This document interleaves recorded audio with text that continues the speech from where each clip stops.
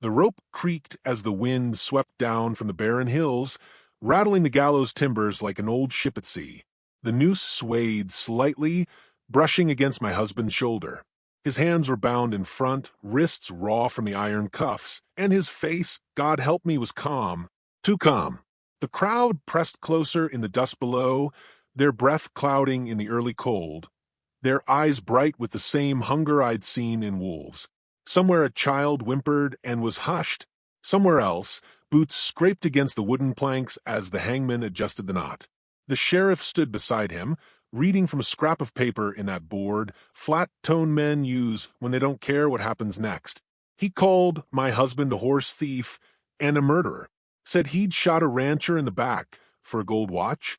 My stomach twisted because I knew that watch. My husband had never even seen it. But the sheriff's voice droned on, and every word was a nail in the coffin of truth. The sun was just breaking over the ridges, spilling gold light over the town's single street. It caught in the dust motes and turned them into sparks, as if the air itself burned with judgment. I gripped the edge of my shawl tighter, the wool scratchy against my neck. The smell of coffee and tobacco drifted from the crowd, mixing with the faint sweetness of pine tar from a gallows post. My boots were planted firm in the dirt, but I felt the ground shifting under me as if the whole world had tipped toward the edge of something I couldn't stop. My husband glanced at me once, just once. No smile, no pleading, only the faintest lift of his chin, as if to say, "Hold steady." I wanted to scream, to run to him, to throw myself between him and the noose, but my legs might as well have been carved from stone. I felt the hangman's eyes flick over me briefly, weighing whether I'd caused trouble. He must have seen that I wouldn't. Not yet. The lever clanged. The trap gave way. My husband dropped, and the rope snapped taut. His body jerked once, twice, then hung still. The creak of hemp was louder than the murmurs of the crowd, louder than my own heartbeat hammering in my ears. Someone spat in the dirt nearby. Someone else muttered, "Justice done." I wanted to claw their faces, to make them choke on those words. I don't remember walking to him. I only remember my hands on his boots, feeling the cold weight of him, and the way the sky seemed too bright for the ruin it looked down upon. They cut him down without ceremony. No prayers, no final words, just a body handed over to the woman who had loved him more than life. The sheriff told me to see to my affairs and leave town before sundown. Said trouble followed grief like buzzards followed a corpse. We buried him on a low hill west of town, where the grass was dry and the wind never stopped.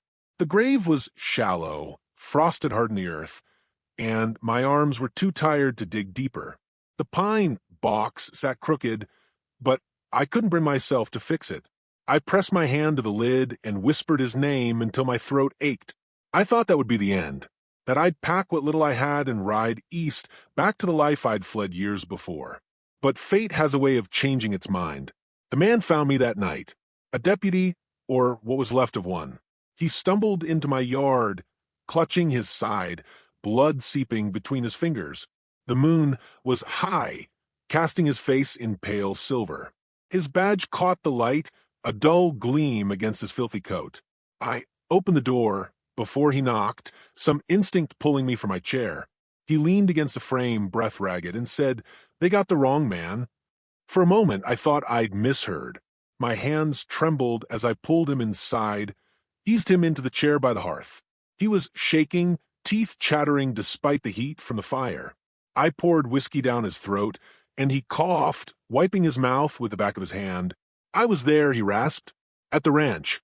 Saw the killer myself. Not your husband. A drifter, name of Cade Morrow." His eyes darted to mine, as if testing whether I'd recognize it. I didn't. Tall, scar on his jaw, rides a black gelding with one white sock. He dropped that gold watch by the body. Sheriff, he knew, but Cade paid him off. Your man was easier to hang. The room swayed around me. My knees went weak, but I gripped the table to steady myself. Where is he now? My voice was cold, steady, though inside I was burning. Headed west, toward the border. Rides with a mean streak and a fast hand. The deputy coughed again, red blooming on his shirt. Wanted you to know. Couldn't die with it in my chest. He did die, right there, before I could speak again. His head lolled to one side, and the light left his eyes.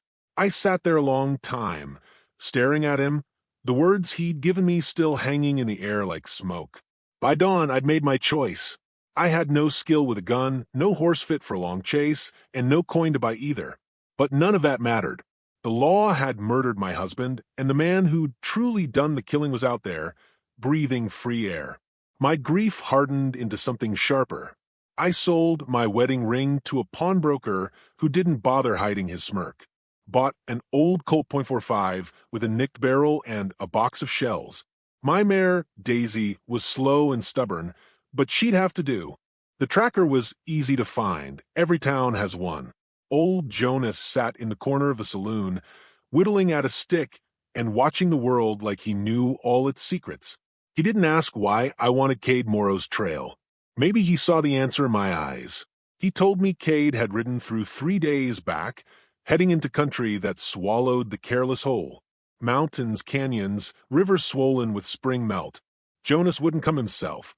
But he drew me a map on the back of a playing card, marking a path that skirted the worst of it. I set out that afternoon, the sun hot on my back, the land stretching empty and endless ahead. The first day passed in a blur of dust and the steady plod of Daisy's hooves. I thought of my husband's hands, rough from work but gentle on my skin. I thought of the way his laughter filled our little house. I thought of the snap of that rope and the way the crowd had looked at me like I was already half dead. Near sundown, a figure stepped out from behind a stand of scrub oak, blocking the trail. Tall, broad-shouldered, with the stink of whiskey rolling off him. His coat was patched, his hat low over his eyes, and his hand rested on the butt of his revolver. "Evenin'," he drawled. "That's a fine mare you got there. Think I'll take her." I said nothing, just kept my hand loose at my side. My heart was pounding so hard I could hear it. He grinned, showing teeth gone yellow. "Don't want trouble? Then hand her over."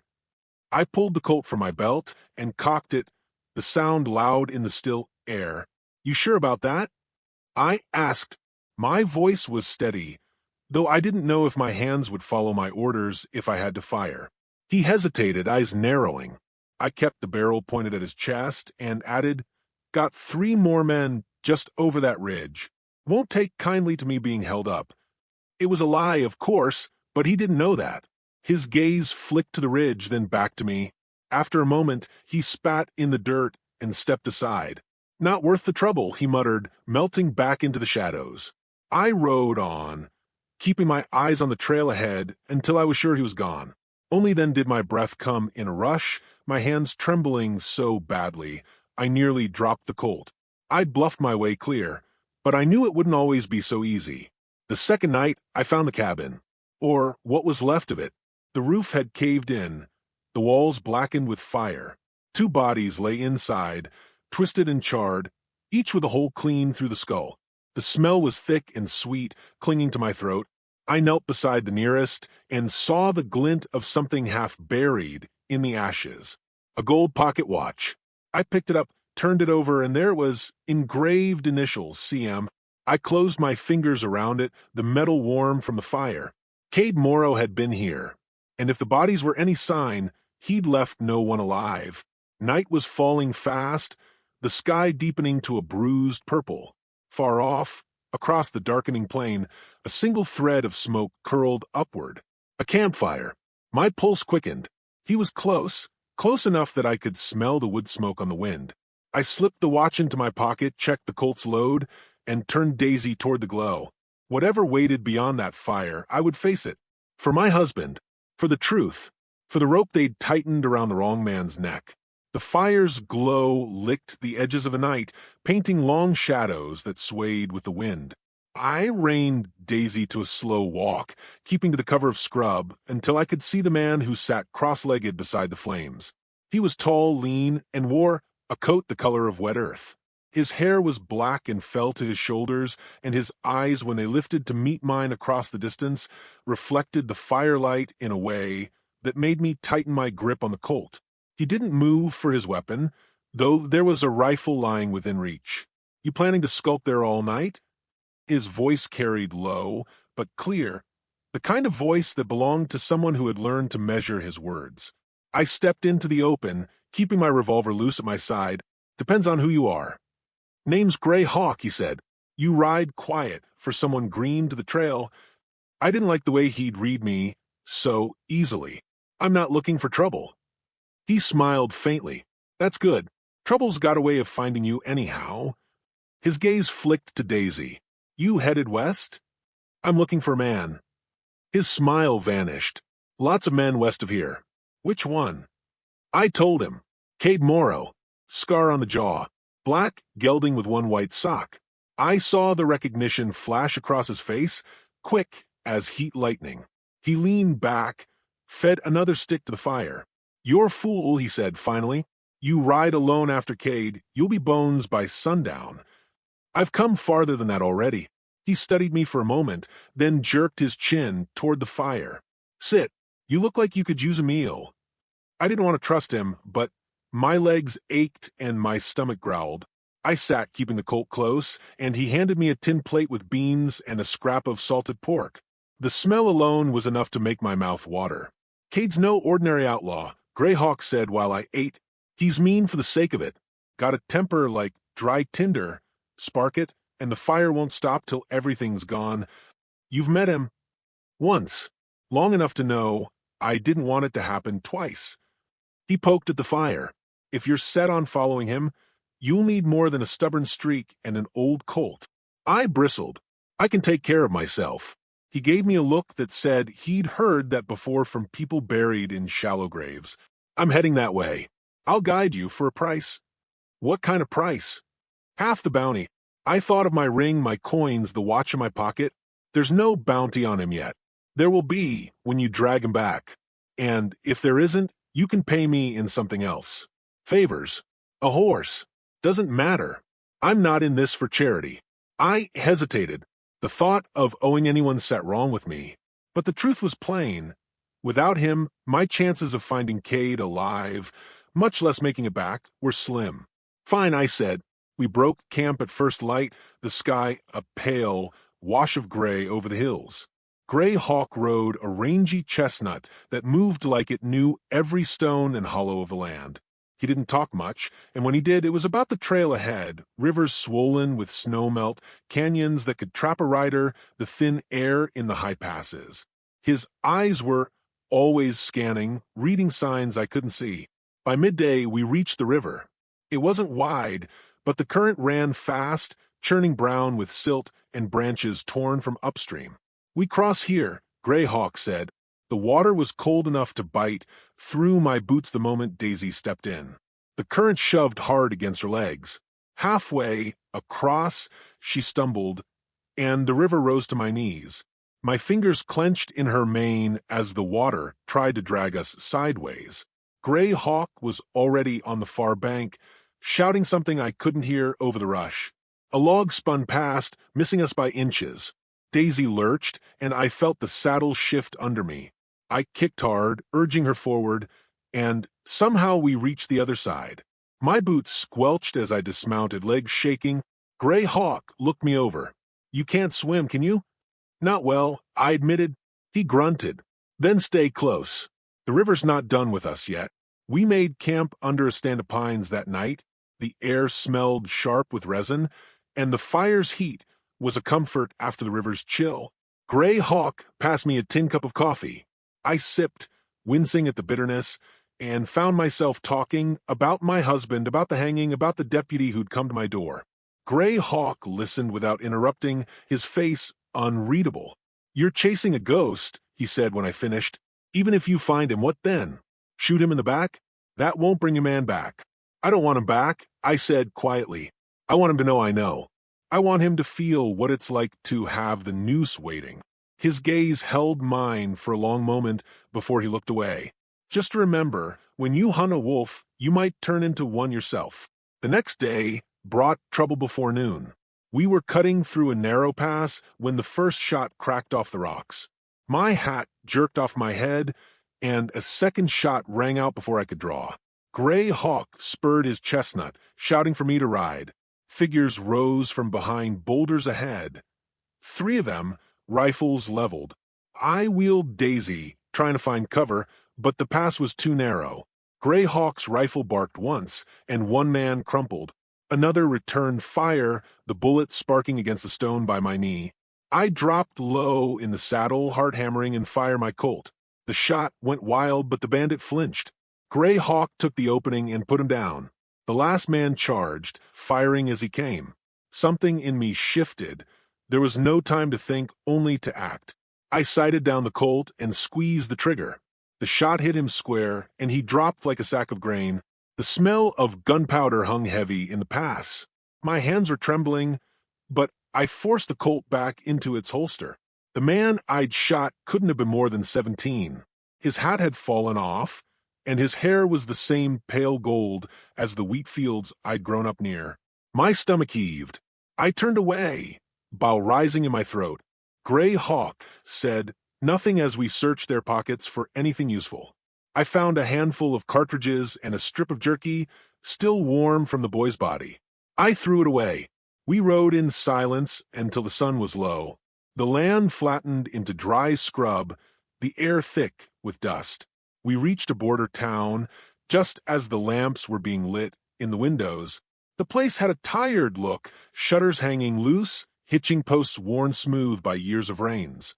Inside the saloon, the smell of beer and sweat was thick enough to taste. I found a room at the boarding house while Gray Hawk asked around. By the time he came back, his face was grim. Cade was here yesterday, he said. Bought supplies, left with 3 others. Headed south, but he knows you're on his trail. My pulse quickened. How? Someone told him. Maybe in the last town. Maybe here. Either way, he left you a message. He handed me a small piece of wood. A knife had carved the words deep, "Your next, widow." I felt the heat rise in my chest. He's trying to scare me. He should, Gray Hawk said, because he will kill you if he can. That night, I lay in the narrow bed, staring at the ceiling. Every creak of the building made my hand twitch toward the Colt on the table beside me. In my dreams, I saw the gallows again, but this time it was Cade standing there, and I was the one pulling the lever. I woke with the taste of iron in my mouth and the knowledge that Gray Hawk was right. This wasn't just a hunt. It was a war, and I'd already crossed into outlaw country where no law would save me. When we rode out the next morning, the town was still asleep. The air was cool, the sky clear, but I felt the weight of the message in my pocket like a stone. Cade was close, and he knew my face. We followed the trail south, the tracks fresh in the soft dirt. Gray Hawk pointed out the signs, a scuffed hoof print, a broken branch, ashes from cold fire. I kept my eyes on the horizon, waiting for the first wisp of smoke, the first glint of sunlight on steel. By afternoon, the land began to rise again, the trail narrowing between high walls of stone. I thought of the boy I'd shot, of the way his body had crumpled. I thought of Cade somewhere ahead, smiling at the thought of me chasing him. The wind carried the faint smell of smoke, and I tightened my grip on the reins. Gray Hawk slowed his chestnut, scanning the rocks above. "We're close," he murmured. "Too close." And I knew then that the real fight was about to begin. The morning came thin and cold, a pale light spilling over the jagged ridges ahead. The air was so still I could hear Daisy's breath in the quiet and the soft groan of her saddle leather as I shifted. Gray Hawk rode ahead, his chestnut stepping lightly, ears pricked as though the horse too knew the day would bring blood. We didn't speak. There was nothing left to say that the wind and the trail hadn't already taken from us. We followed the canyon until the walls dropped away into a narrow basin, ringed with scrub and the black mouths of abandoned silver shafts. The place stank faintly of rust and bat droppings. Gray Hawk reined in, raising a hand. I followed his gaze to the faint thread of smoke curling from one of the lower tunnels. Cade was here. We tied the horses in a stand of mesquite and went on foot.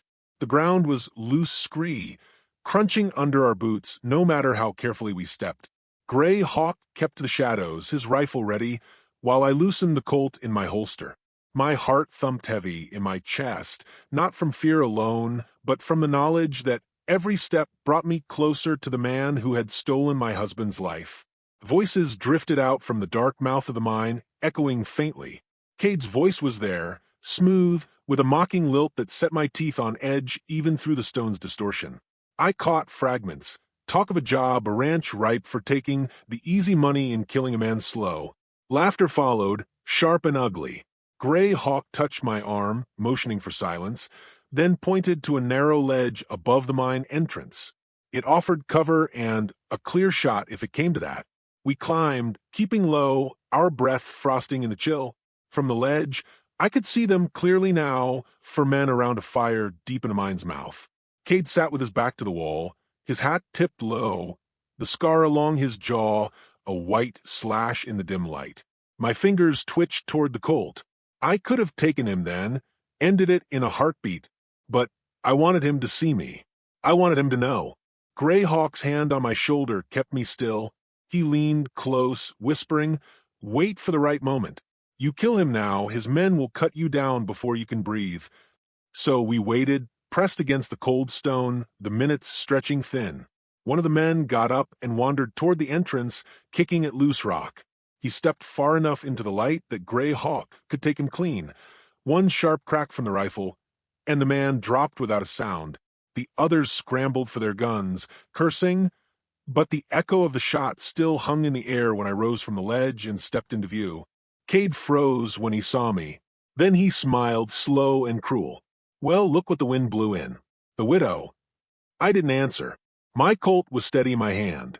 The other 2 men opened fire, bullets sparking against the rock.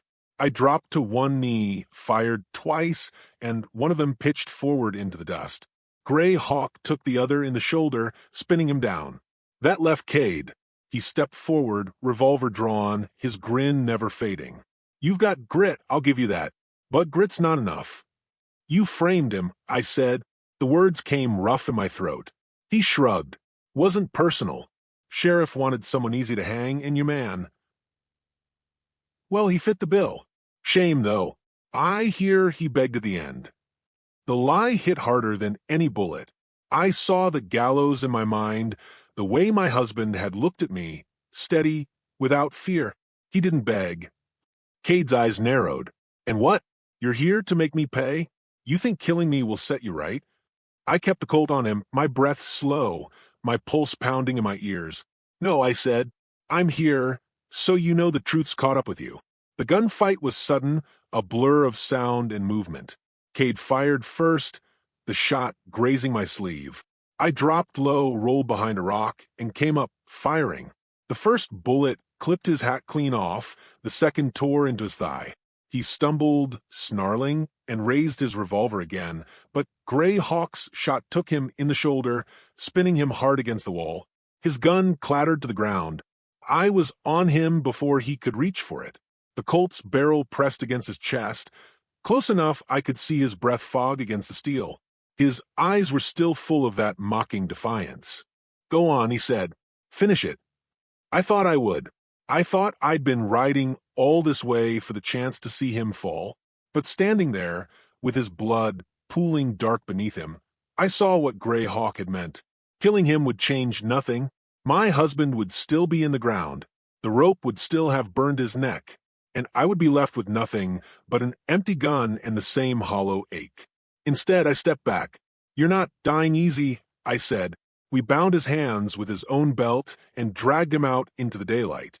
Gray Hawk kept his rifle trained on him while I fetched the horses. Cade cursed the whole way down the slope, spitting threats and promises alike, but I barely heard him.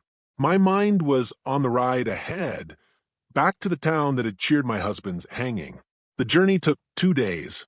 Cade grew quieter as the miles wore on, the wound in his leg slowing him, the weight of capture settling in. Gray Hawk rode close, silent as ever, watching the horizon. On the morning of the 3rd day, the town came into view, its single street lying bare under the noonday sun. We rode straight to the sheriff's office. People stopped to stare, whispers chasing after us. By the time we dismounted, there was a crowd, I shoved Cade forward into the dust at the sheriff's feet. "What's this?" the sheriff demanded, looking from me to Cade. "The real killer," I said. "The man you let walk while you hanged an innocent." The sheriff's face went pale. "That's a serious accusation." Cade laughed, the sound sharp and bitter. "Ask me yourself," he said. "Go on, sheriff. Ask me what I did." The sheriff hesitated, but the crowd was pressing closer now, murmurs rising. Cade grinned, blood on his teeth. "I killed him. The rancher, too. And I paid you enough gold to bury the truth." Gasps rippled through the crowd. The sheriff's mouth opened and closed, no words coming. I stepped forward, my voice carrying over the murmurs. "You all watched my husband die for this man's crime. You all called it justice." No one met my eyes.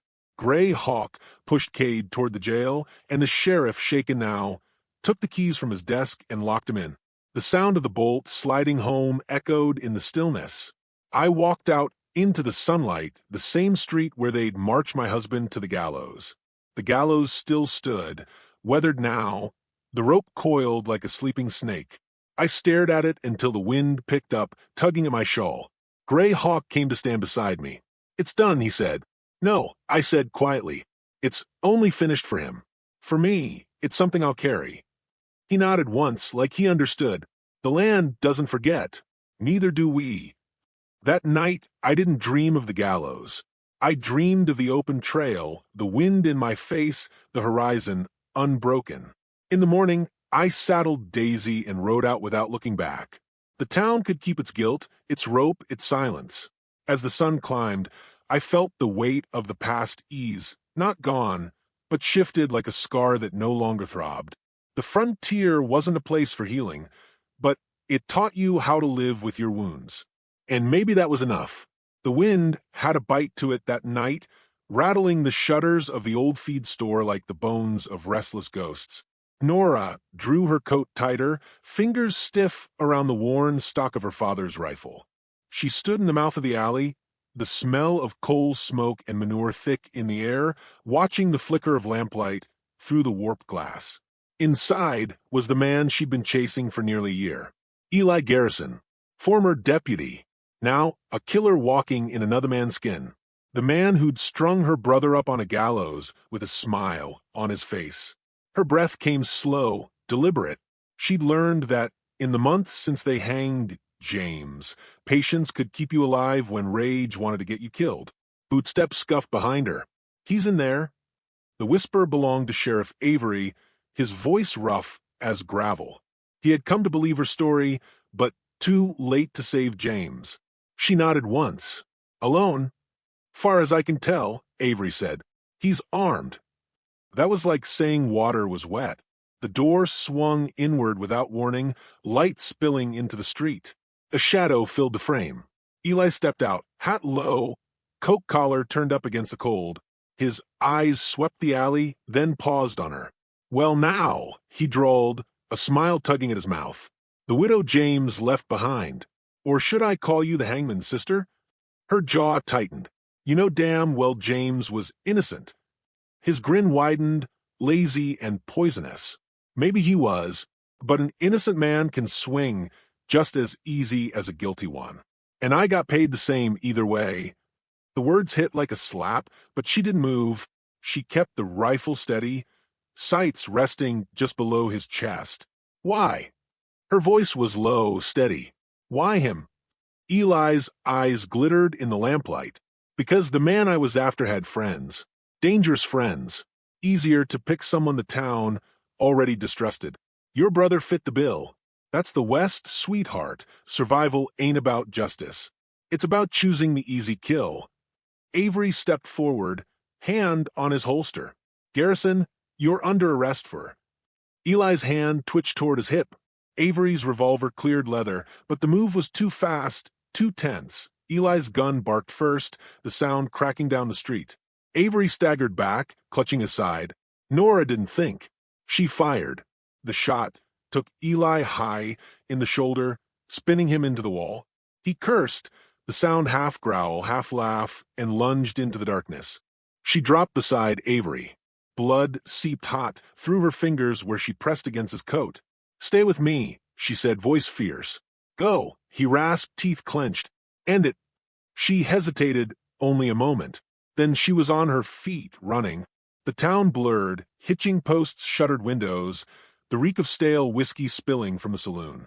She caught sight of him darting into the freight yard, weaving between wagons and stacks of crates.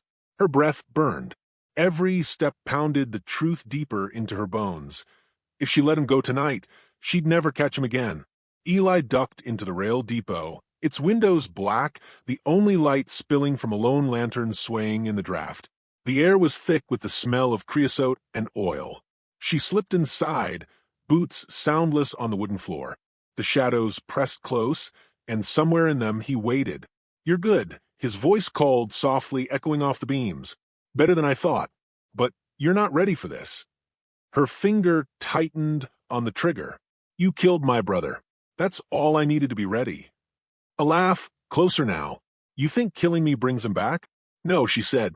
It stops you from taking anyone else. Something moved, a flicker of motion to her right. She turned, but too late. He was already on her, knocking the rifle aside. The stock cracked against a post, and pain jolted up her arm as he slammed her into the wall. His breath was hot against her ear. You should have stayed home, sweetheart. Let the men handle things. Her knee came up hard, driving into his thigh. He grunted, loosening his grip, just enough for her to wrench free. The rifle was somewhere on the floor, but her hand found the knife at her belt. Steel flashed in the lantern light. He swung, she ducked. The blade scraped the wall, throwing sparks.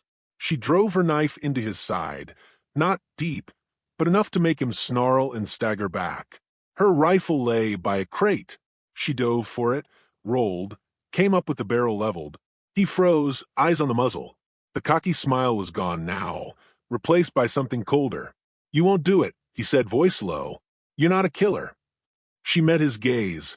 Neither was James. The shot echoed like a thunderclap in the rafters. Eli went down hard, the force slamming him back against a post before he crumpled to the floor.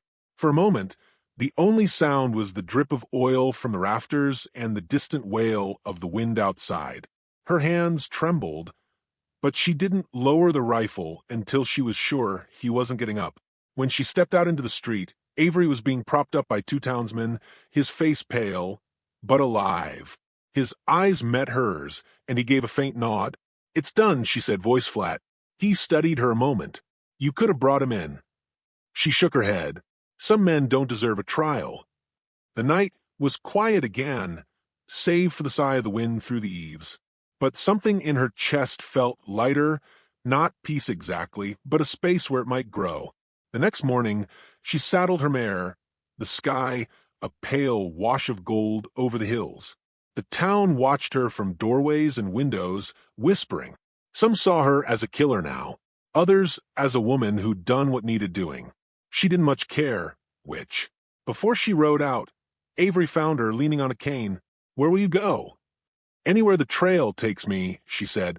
There's more men like him out there, and I've got a good rifle. He studied her for a long moment. You could lay it down, Nora. Find peace. Maybe someday. She mounted, adjusting the brim of her hat against the morning glare. But not yet.